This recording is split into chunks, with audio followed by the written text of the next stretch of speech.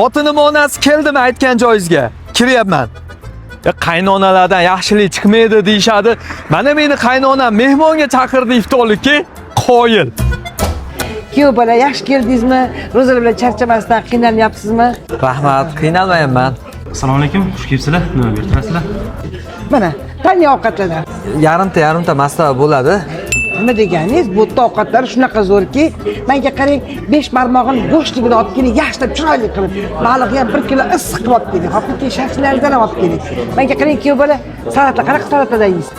Achuchu bo'ladi menga. Menga qarang, mujskoy, женский kaprizlari bor-ku, ana bor, ana Yuriy Sezar, ana o'shandan ham olib keling. Har kuyov maza qilsinlar bugun. Ha? Qaynonam yaxshi inson ekan. Men uchun shuncha ovqat zakaz qildi-ya. Dunyodagi eng zo'r qaynona ekan. Rahmat oyijon. Qornam to'ydi, endi bitta duo qiling. Endi o'zingizdan bo'lsin. Yo'q, o'zingiz kattasiz. Qani o'zingizdan bo'lsin.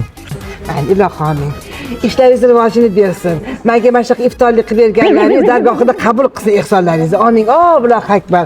Bolam, mana shuni saboy qilib men uyimga olib ketaman. Ertalab saharlikka og'zimga pardoz.